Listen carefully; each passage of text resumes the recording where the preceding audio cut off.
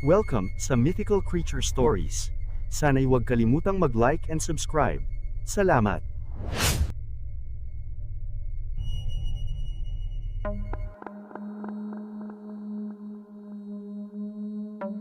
Sa likod ng tinatamasang sumpa ng mga diwata at engkanto sa kanilang mundo, ay tila kawalan ng pag-asa ang umiiral sa mga mabababang nilalang na pilit nilalabanan ang malubhang sakit dulot ng sumpa ng demonyo. Ngunit para sa mga hari at reyna sa bawat imperyo ay umaasang magkaroon agad sila ng lunas sa kanilang sinasakupan. Hindi pa rin nawalan ng pag-asa ang mga babaylan na makagawa ng isang mabisang lunas gamit ang kani-kanilang karunungan sa panggagamot. Nagsagawa ng pagpupulong ang mga namumuno sa bawat kaharian na pinangungunahan ni Binibining Luwalhati upang magsagawa ng isang adhikain na labanan ang dalawang makapangyarihang Soro na nasa ilalim ng kapangyarihan ng dilim. Lalo't sa kanila nagmula ang sumpa na nagpapahirap sa kanilang daigdig. Nagganap ang pagpupulong sa tuktok ng gintong burol kung saan nakahimlay ang labi ng mga banal na maharlikang mga pinuno at ng kanilang mga kanununuan. Sa loob ng sagradong silid ay binubuo ito ng 5 lider sa ilalim ng 5 bansa na may mataas na antas bilang tagapangalaga ng mga hiyas na bumabalansis sa kanilang daigdig. Una ang lupain ng mga banal na puno kung saan pinamumunuan ito ng mga gumiho na nasa pangangalaga ngayon ni Binibining Luwalhati. Pangalawa, ang lupain ng gintong buhangin na nasa pamumuno naman ng isang maharlikang serpiente. Dito nanananahan ang mga engkantong ahas. Pangatlo, ang lupain ng alapaap. Sa lupaing ito, namamayagpag ang higanting agila kung saan nagmula si Tandang Maya. Ang pang-apat naman ay ang lupain ng pulang hamog. Dito, ang namumuno ay isang dambuhalang balaw. Nasa ilalim ng kapangyarihan nito ang mga tikbalang, kapre at mga duwende. At ang ikalima ay ang bughaw na tubig na nasa pamumuno ni Magindara, isang dambuhalang sirena na matalik na kaibigan ni Pedro. Ito ang nilalang na tumulong noon sa kanya habang naglalayag siya sa karagatan para kunin ang sagradong punyal na taglay ang diwa ng reyna ng mga gumiho na kayang manipulahin ang kidlat. Bawat pinuno ay may mga kasamang general na taglay ang lakas sa pakikipagdigma. Isa ang kanilang layunin, ang patayin ang magkapatid na Soro at bawiin sa kanila ang mga ninakaw na makapangyarihang bagay na pinagmulan ng sigalot. Matapos ang masusing pagpupulong, ay agad namang bumalik sa kani-kanilang lupain ang 5 pinuno, kasama ang iba't ibang babaylan na may magkakaibang karunungan sa mahika. Binibining Luwalhati, ngayon na ang nakatakdang araw sa pagdating ng tagapagligtas mula sa mundo ng mga tao. Nagtagumpay kaya siya sa kanyang misyon sa daigdig ng mga lambana. Sana'y hindi nagkakamali si Pedro sa kanyang propesiya. Kung nasa akin lang sana ang tungkod, ay malalaman ko agad ang pagdating ng bagong tagapagligtas. Wika ng matandang propeta habang nasa impapawid sila. Sakay nito sa kanyang likod sina Binibining Luwalhati at ang general pabalik sa kanilang palasyo. Sana nga, hindi nagkakamali si Pedro sa pagpili niya sa taong ito. Magagawa na lang natin ngayon ay ang magtiwala sa kakayahan niya. Konektado ang landas ng taong ito sa diwa ng aking kabiyak. Kaya malakas ang kutob ko na magtatagumpay siya. Doon natin siya hintayin sa tarangkahan ng palasyo. Sagot naman ng reyna. Tinanong naman ng general si Tandang Maya kung makatarungan ba ang naging pasya sa naganap na pagpupulong. Nakitilin ang buhay ng magkapatid na Soro. Alam ng pangunahing mandirigma sa hukbo na hindi magiging madali para kay binibining luwalhati na paslangin ito sina Lilia at Mahalya. Alam ng general sa kanyang sarili na kung sakaling malakas pa ang hari ay hindi maaatim ni Pedro nang basta na lamang magsagawa ng plano ang 5 pinuno na pabagsakin ang magkapatid na Soro, lalo't malaki ang naging ambag nila sa huling digmaan. Matalik na kaibigan ni Pedro sina Lilia at Mahalya, at higit sa lahat ay kapatid na ang turing ng reyna sa dalawa. Kaya nagtataka ang general kung bakit si binibining luwalhati pa ang unang nagbigay panukala na burahin sa mundo ang magkapatid na malaki ang naging pakinabang sa kanilang daigdig. Samantala, sa mundo ng mga lambana ay nagtagumpay naman si Jolinong makagawa ng maliit na lagusan sa tulong ng pinagsanib na kapangyarihan ng mga maliit na nilalang. Nakahanda na siyang maglakbay patungo sa kabilang dimensyon. Ito ang una niyang misyon na matagal nang nakatala sa propesiya. Isang tadhana na ginawa ni Bathala, tulad sa nangyari noon kay Pedro. Ngunit ang binatang sugo ang nagsilbing daan para maisakatuparan ito ng binatang antingero. Jolino, mag-iingat ka sa iyong paglalakbay. Nasa mga kamay mo ang kaligtasan ng buong kaharian. Ang mga diwata at engkanto, pagalingin mo ang kaibigan namin si Pedro.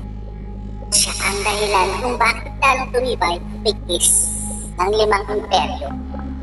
Kailangan niyang mabuhay, kaya umaasa kami na mapapagaling mo ang hari. Saad ng reyna ng mga lambana sa binatang antingero, nataglay ang 5 landas ng bertud at muntya ng kalikasan at ang purong enerhiya ng diwa ng mga lambana. Gagawin ko ang lahat ng makakaya ko.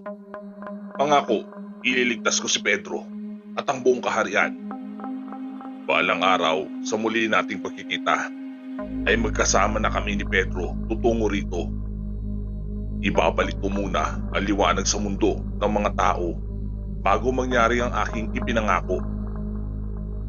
Aalis na ako mga kaibigan kung lambana. Maraming salamat sa tulong niyo. Matapos niya magpaalam sa mga kaibigan niyang lambana, ay mabilis siyang pumasok sa lagusan. Kailangan niyang magwadali bago mahuli ang lahat, na isaalang-alang na niya ang lahat ng bagay sa kaharaping panganib. Ang misyon ay matagal nang nakatakda na kailangan niyang mapagtagumpayan. Limitado lamang ang kanyang mga oras ayon sa napag-usapan nila noon ni Pedro bago nagpasabog ng lagim ang demonyong nananahan sa ikabuturan ng kamalayan ng magkapatid na Soro. Hihintayin mo lang ako, Pedro. Papunta na ako ngayon dyan. Ililigtas kita at ang buong kaharian. Hindi kita bibiguin. Wika ni Jolino sa kanyang sarili bago magsara ang lagusan. Habang inihigop siya ng malakas na enerhiya na nagmumula sa liwanag, ay nagsimula na siyang umusal ng dasal upang makalikha ng malakas na kapangyarihan na may kakayahang lagyan ng kaunting lamat ang selyo bago marating ang hangganan ng kabilang lagusan patungo sa daigdig ng kanyang pupuntahan. Matibay ang selyo, kaya ibinuhos niya ang kanyang nalalaman na itinuro ng mga lambana. Pinagsama-sama niya ang 4 na saklaw ng mutya na may iba't ibang taglay na kapangyarihan mula sa kalikasan. Samahan pa ng purong enerhiya ng diwa ng mga lambana. Hawak niyang banal na punyal at doon niya inipon ng lakas upang basagin ang selyo. Makalipas ang ilang sandali, ay narating na niya ang hangganan kung saan bumungad sa kanya ang napakatibay na kalasag na mula sa itim na liwanag na likha ng demonyo. Sa bungad pa lang ay ramdam niya ang nakakakilabot na kapangyarihan na bumabalot sa harang. Makapangyarihang punyal ng kalangitan, ipagkaloob ko sa iyo ang karagdagang lakas ng 5 landas ng diwa ng aking mga mutya. Tulungan mo akong basahin ang selyo ng kadiliman. Bathala ng San Sinuko, ibigay mo ngayon sa akin ang hiling kong kapangyarihan. Wika niya sa kanyang isipan. Itinas niya ang kanyang kaliwang kamay kung saan mahigpit niyang hawak ang banal na punyal. Sa dulo nito ay doon naipon ang hindi masukat na enerhiya. Umapaikot-ikot ang milyon-milyong voltahe ng kuryente na nagmula sa kalangitan. Ang punyal ay naging ganap na sibat na gawa sa kidlat. Kahit gaano ka makatibay, tanggapin mo itong sibat ng kidlat. Sigaw niya bago inihagis ang malaking sibat na gawa sa kidlat. Sa sobrang lakas nito ay nagkaroon ng kaunting bitak ang itim na selyo, dahilan para makapasok siya sa kabilang dimensyon. Lumusot sa alamat ang puting tanglaw na nagsilbing lagusan. Lubhang makapangyarihan talaga ang selyo ng demonyo. Matapos niya kasing makapasok sa loob, ay muli itong nagsara na tila nawala ang lamat. Gayunman, hindi na yun mahalaga. Ang nais niya lamang ay makapasok sa daigdig na nababalutan ng sumpa ng kadiliman. Sa wakas, nagtagumpay ako. Hindi na sayang ang 1 taon kong pagsasanay sa mundo ng mga lampana. Kunting tiis na lang, Pedro. Malapit na tayong magkita. Nararamdaman ko na ang presensya mo. Iniluwa siya mismo ng puting liwanag malapit sa palasyo na kinakain ng mga patay na baging. Tuyot ang lupa na halos nagbibitak-bitak sa kawalan ng tubig. Maging ang mga nilalang sa karagatan ay nalason mula sa itim na likudo na gawa ng sumpa. Kaya pati ang mga sirena ay nakakaranas ng malubhang sakit. Nang makarating siya sa tapat ng palasyo, ay agad naman bumukas ang tarangkahan. Ipinakita niya sa mga kawal na pinangungunahan ng general ang banal na punyal ng hari. Kaya mabilis nilang nalaman na pagmamay-ari ito ni Pedro. Mabuti naman at dumating ka na. Kanina ka pa hinihintay ng reyna. Hayaan mong samahan kita sa pagpasok ng palasyo. Agad namang napansin ni Jolino na tila kaunti lang ang mga kawal na tagapagbantay. Lahat sila'y nangihina kahit na nababalutan pa sila ng kalasag. Karamihan sa mga kabalyero na may malalang sintomas sa paglaganap ng sakit naroon sa isang malaking silid at naghihintay ng kawalang pag-asang mabuhay. Habang nakasunod si Jolino sa mataas na opisyal ng kaharian, ay panaylinga niya sa buong paligid. Nararamdaman niya ang bumabalot na sumpa ng demonyo. Halos kumalat ito sa buong kastilyo. Ang mga tuyong baging ang sumisipsip ng mineral sa kalaliman ng lupa.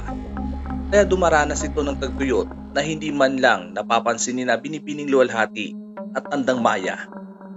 Nalaman agad niya na hindi ito pangkaraniwang mga ugat.